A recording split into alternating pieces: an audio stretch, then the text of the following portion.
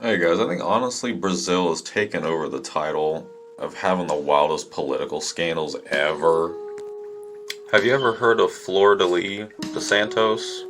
She was a gospel singer, and she started making albums back in like 1998. I think she made 10 of them. Her main shtick was that she was like pure, she was good, she was a gospel singer. She was very evangelical in a way. That's what she tried to portray. She had 3 kids of her own that were her own, like, biological children. And then she adopted 5 more. Those 8 kids became the A kids, because it was the first group. That was her first home full of kids. These kids were treated awesome. They had a great life, raised in a evangelical home, pastors, church, a whole lot of money. She's a singer. Then she went and she got the B kids after basically joining some social causes, trying to make some changes, do some things, At least that's how it looked. She went and she adopted 50 more kids. 50. And those 50 are the B kids. Second group. There was rumors that she was kidnapping some of these kids, but I mean, she was a straight up a gospel singer. She was huge, She had a golden reputation. There was no way. They even made an entire movie about her in 2009 called, I think it was Flordelis. It's literally just based off her life. All of the actors that worked on the movie, they all refused to get paid so that she could keep all of the proceeds, all of the money that was made from that movie, to support her and these 50-something kids, man. I mean, just another testament to how much people cared about her and, all that good stuff. Now, see, here's where things kind of get a little bit twisted and weird. Anderson de Carmo, he was one of the original 5 kids that was adopted, and the A kids. Well, he turned around and he started dating one of the other adopted children.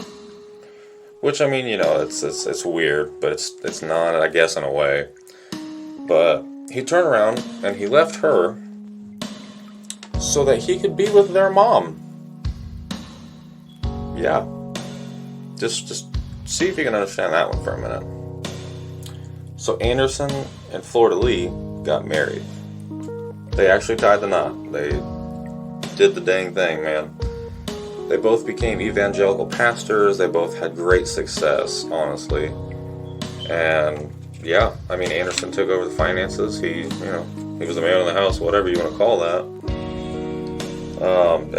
Honestly, if you think it can't get weirder, it just really does.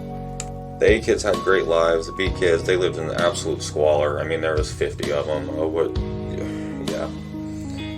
One of the boys from the B kids actually told the media when everything was starting to come out and all this, that part of the initiation into the family is they literally have you wear all white for days at a time. They leave you in a room where you only eat rice and vegetables. Which, I mean, whatever. That stuff isn't too extreme, I guess. You're still getting fed, you're still clothed, you're still, taken care of. But then they turn around and he reported that they were making them write psalms with their own blood, and that to be purified, they literally had to sleep with Flordelis. Now, yeah, I know that's absolutely insane. But this is the actual scandal. We're not even to it yet, okay?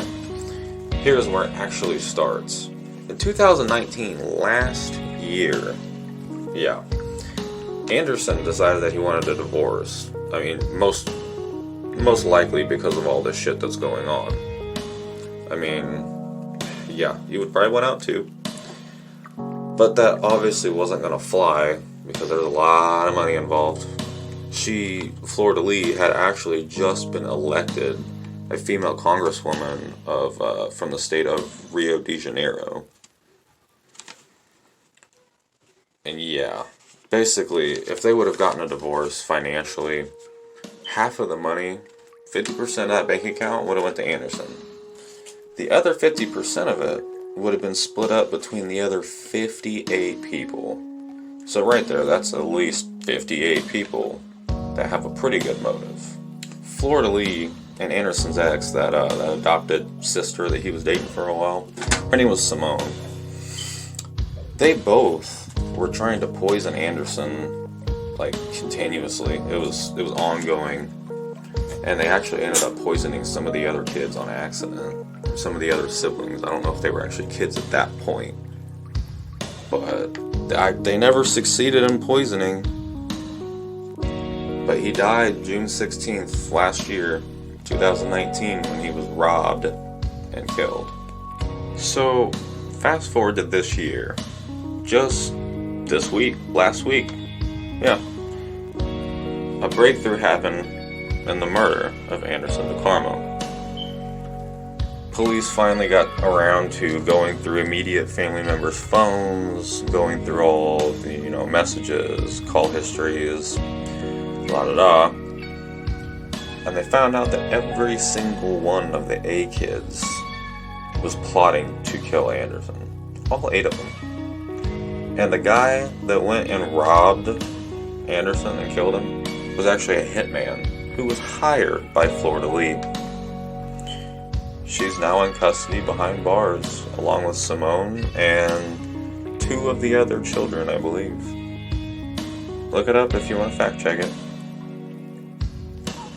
It honestly blows my mind how something like that could literally get turned just from him winning a divorce. How does that immediately transpire into, you've got 8 or 9 people who just literally want your blood on their hands.